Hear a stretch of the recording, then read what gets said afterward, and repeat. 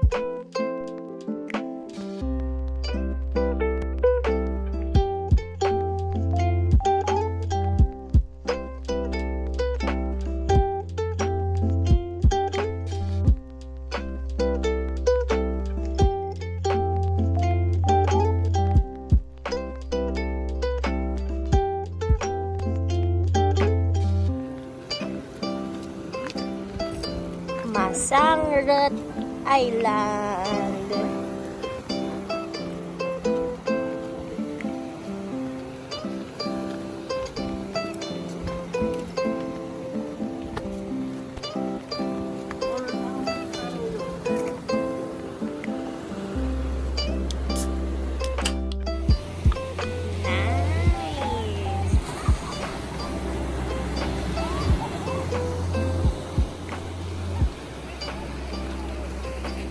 Tabby! Hello!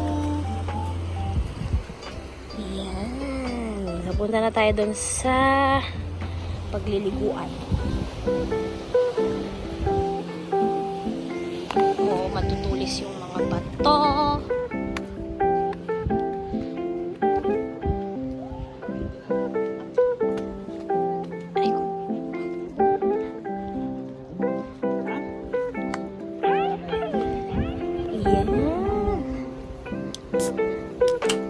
O, sa kabila.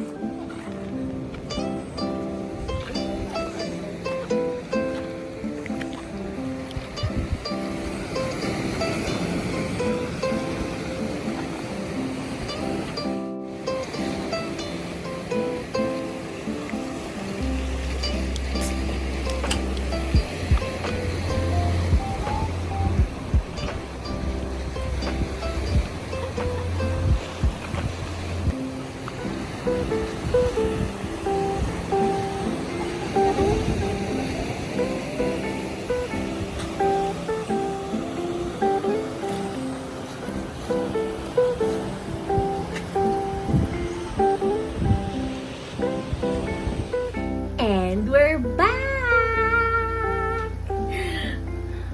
Pansinin yung mga...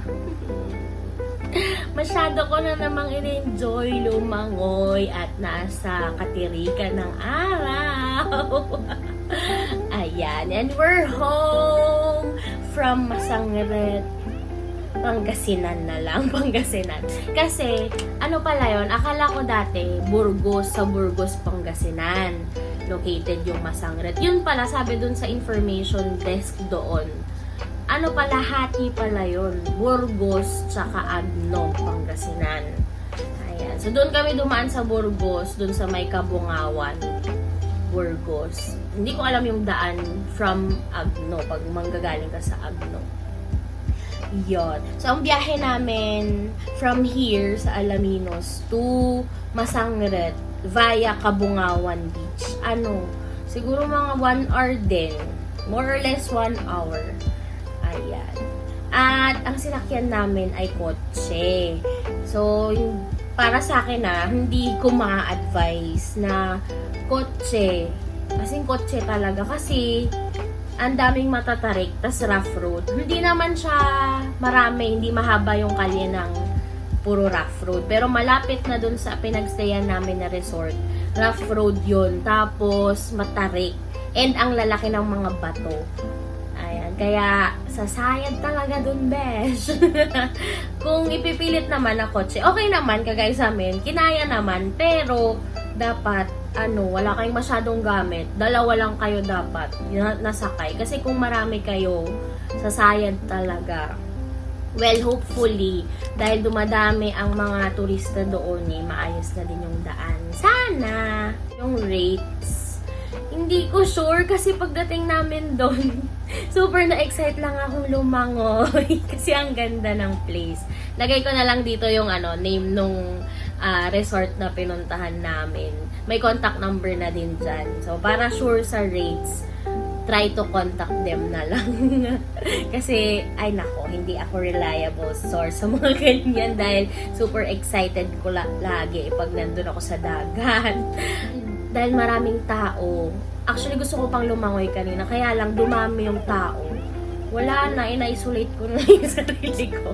Kasi nakakatakot. Siyempre, panahon pa rin, may COVID pa rin dyan. Sa pagpupunta tayo, kailangan protektahan pa rin natin yung sarili natin. Huwag natin kalimutan yon. Dahil maganda nga mag-enjoy, pero pag nakakuha naman tayo ng sakit doon, diba? Saan na tayo pupulutin, doon na tayo sa quarantine facility, sa isolation facility. Ayaw naman natin yon. Anels. Ayan. So, yun lang, guys. Thank you for watching. Please like and share this video. And please subscribe to my channel. Thank you, guys. See you again on my next video. Bye!